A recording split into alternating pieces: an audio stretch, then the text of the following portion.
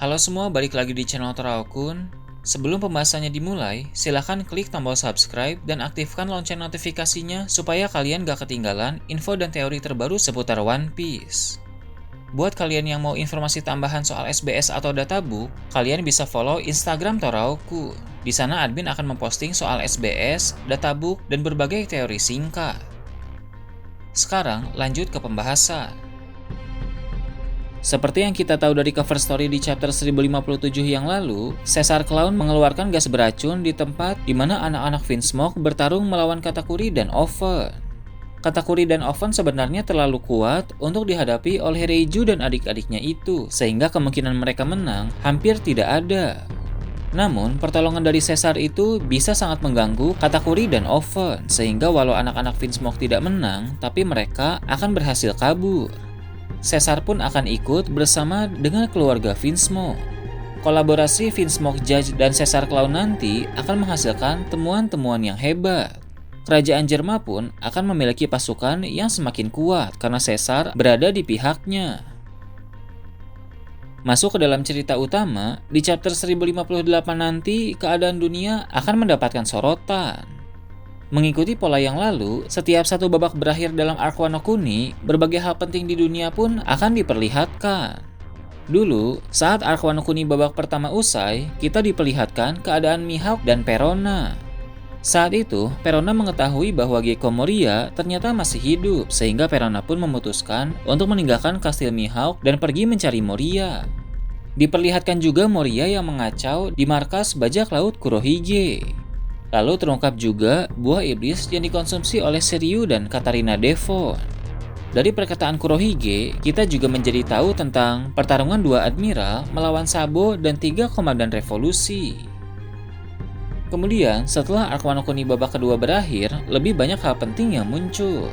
Mulai dari berita menghebohkan soal Sabo, insiden yang berkaitan dengan kerajaan Alabasta, pergerakan besar Kurohige, Shichibukai dibubarkan kemudian diburu, bounty beberapa nama besar terungkap, hingga informasi soal bajak laut Rocks dan insiden God Valley. Mengingat sekarang arc Wano Kuni babak ketiga telah selesai yang juga menjadi akhir untuk arc Wano Kuni, maka sorotan terhadap keadaan dunia pun pasti akan muncul dalam chapter terbaru yang bahkan akan lebih menarik dari sebelum-sebelumnya.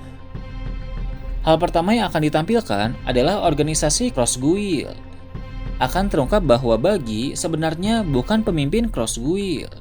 Telah terjadi kesalahpahaman sehingga publik mengira bahwa Buggy adalah bos dari organisasi tersebut. Padahal Cross Guild menerapkan sistem kerjasama atau aliansi.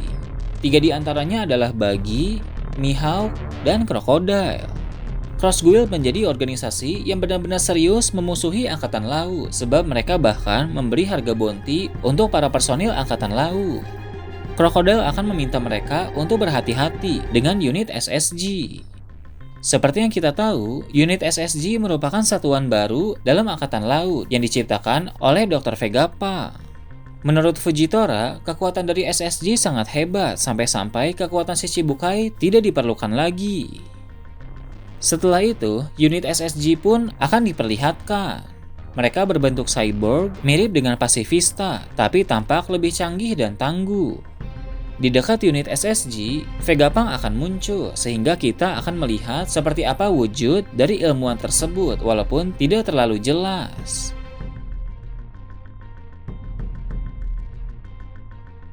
Kemudian, keadaan dari beberapa orang di berbagai tempat akan diperlihatkan.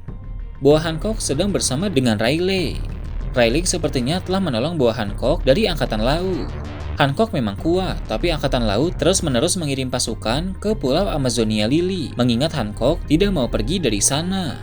Jarak antara Pulau Sabaody dan Amazonia Lili memang tidak terlalu jauh, bahkan Rayleigh pernah pergi ke sana dengan berenang. Maka dari itu, orang yang kemungkinan besar bisa menolong Boa Hancock adalah Rayleigh. Dengan adanya Rayleigh, Angkatan Laut pun berhenti mengirim pasukan, sebab mereka tahu akan sangat sulit untuk menghadapi Rayleigh. Angkatan Laut pun memutuskan untuk menunda penyerbuan ke Pulau Amazonia Lili karena ada berbagai hal yang lebih penting. Sekarang ini, Hancock dan Rayleigh sedang beristirahat sambil bersantai. Mereka juga membaca koran untuk tahu kabar terbaru tentang dunia. Rayleigh dan Hancock akan melihat poster buronan terbaru Luffy yang saat ini telah menjadi Yonko. Sementara itu, di tempat lain terlihat ada Edward Weevil. Kekuatan Weevil semakin terbukti benar-benar luar biasa. Dia telah membantai semua pasukan angkatan laut yang sedang memburunya. Seperti yang kita tahu, Edward Weevil bersama Miss Bakin berniat memburu para mantan anggota bajak laut Shirohige karena Miss Bakin ingin mengambil harta peninggalan Shirohige. Dengan begitu, setelah Weevil membantai para pasukan angkatan laut, dia pun akan meneruskan perjalanan mencari mantan anggota bajak laut Shirohige. Mengingat Marco sedang berada di Wano Kuni, maka orang pertama yang akan ditemui oleh Weevil adalah Daimon Jozu yang merupakan komandan divisi 3 bajak laut Shirohige.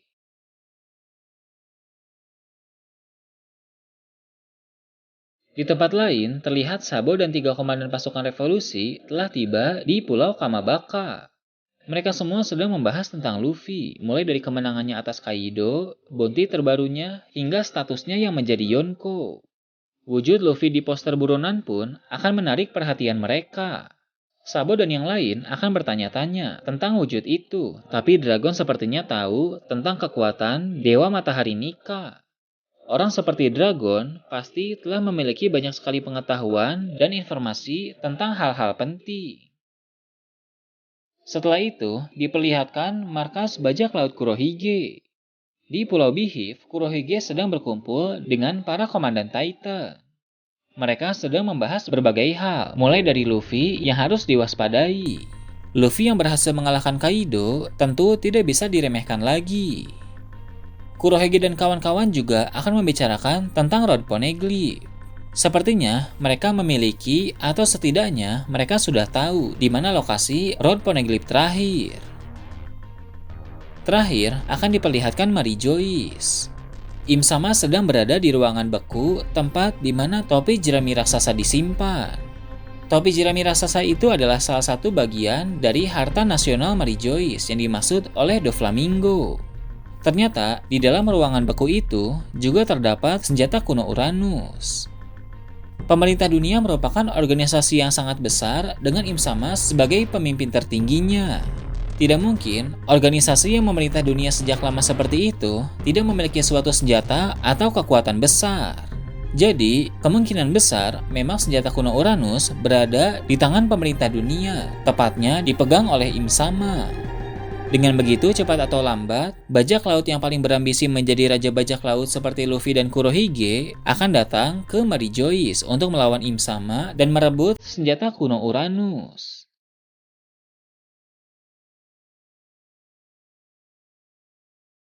Nah itu tadi, prediksi tentang chapter 1058 dan kedepannya. Gimana menurut kalian? Silahkan tulis di kolom komentar di bawah.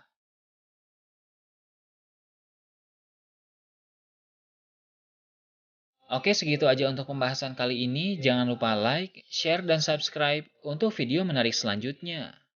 Gue Toraukun, Shambles.